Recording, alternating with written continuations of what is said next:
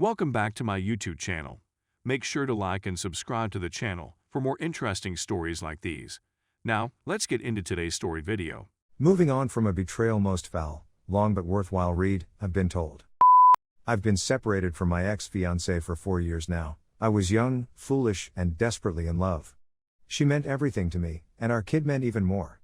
You're probably thinking about 4 years. That's enough time to move on. I'm basically over it, but I sometimes feel melancholy around key anniversaries from that relationship, such as yesterday, when we moved in together. I apologize in advance for what is going to be a lengthy article. I will try to make it short. I was in school when we met, on my way to obtaining a PhD, when we found out she was pregnant. Being the great young man that I was, I told her that I supported whatever decision she made. This was a lie, but I definitely thought termination would be best for us because she hadn't started her nursing program yet. And with us both being in demanding schools, we wouldn't be able to finish school.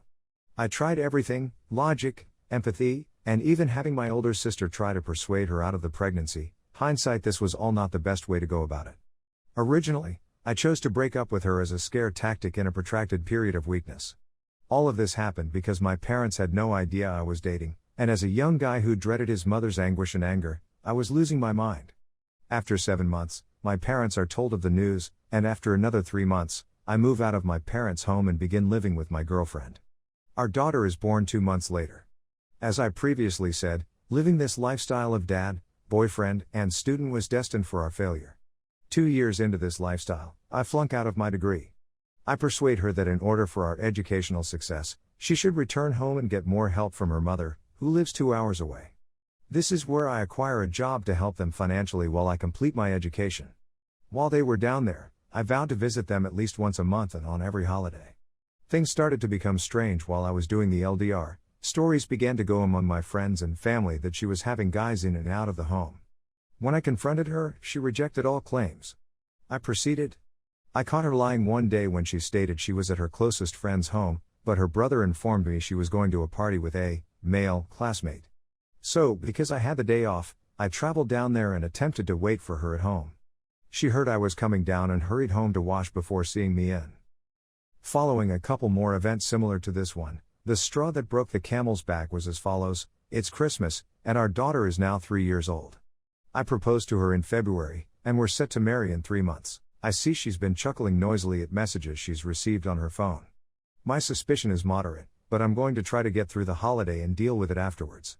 During our Christmas party, she becomes blackout drunk and accuses me of not trusting her, which comes as a surprise since I hadn't mentioned anything to her in over 4 months. She blacks out immediately after. I bring her to bed and realize her phone is still blowing up.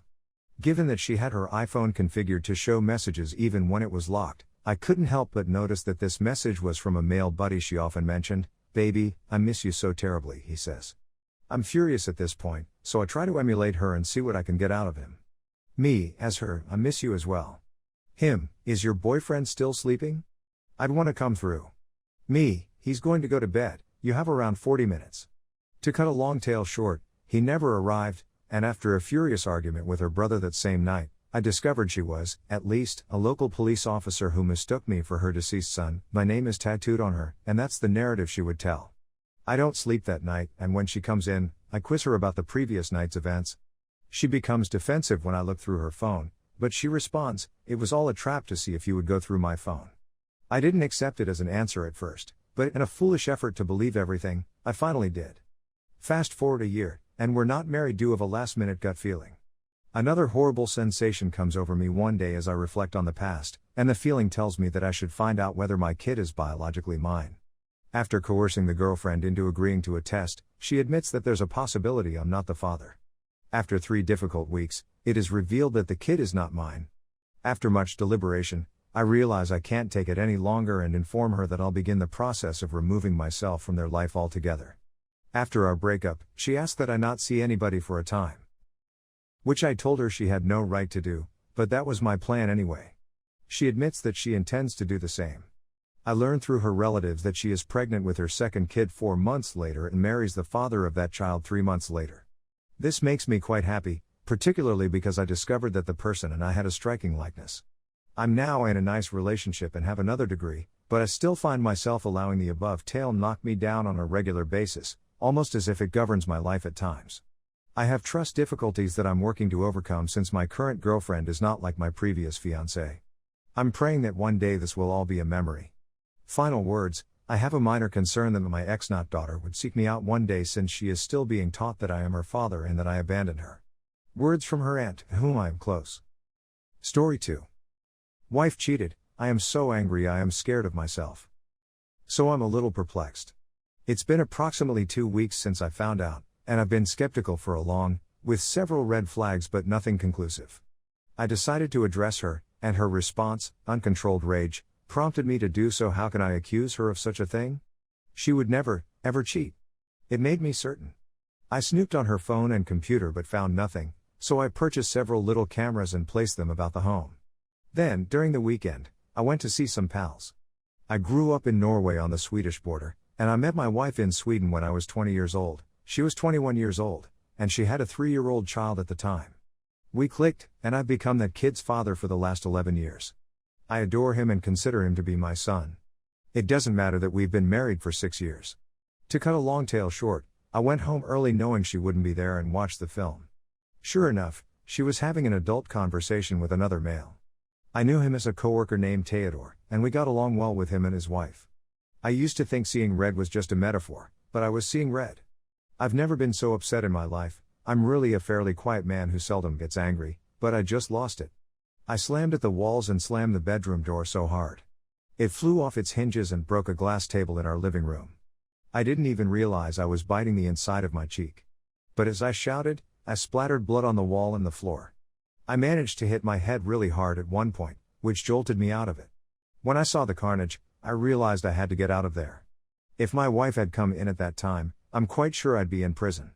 In the best case scenario, there is domestic violence. In the worst case scenario, there is murder. I immediately packed a bag with necessities and my laptop. I deal with simulation and modeling, and my computer is custom, which I need to complete my job. I emailed a copy of the tape to Theodore's wife, but I didn't include anything else in the message other than your husband is cheating on my wife. I ran into my kid right outside our apartment complex, hugged him, and told him I would always love him, but his mother was cheating on me, so I had to go. I genuinely hate telling him, he shouldn't have to bear that load, but I wasn't feeling myself at the moment, and it just spilled out of me. I went to the border because I wanted to meet my relatives in Norway, but they wouldn't allow me through due to COVID. I've been staying at a cheap Airbnb, working but feeling like a zombie, and haven't spoken to my wife. My son is the only one to whom I have reacted. He's been asking me questions, and I've been as honest as possible with him about the fact that I don't know what's going to happen next, other than divorce. I've been looking for a reputable lawyer, and I've gotten hundreds of mails from my wife and her relatives. I haven't replied to any of them. As far as I am aware, my parents are the only people who are aware of what is going on in my life. I don't want to speak to my friends since they are also friends with my wife, so I don't have much support right now. I'm terrified that if I speak to her or see her again, I'll lose it and say or do something I'll regret. I also don't want to lose touch with my kid, but I'm not sure where to begin. I'm still enraged and don't know how to move over it. I need to reply to my wife at some point, but I'm so enraged that I don't believe I'm sensible. I simply wanted to try writing it down and see if it helped. Thus far, it hasn't made any difference.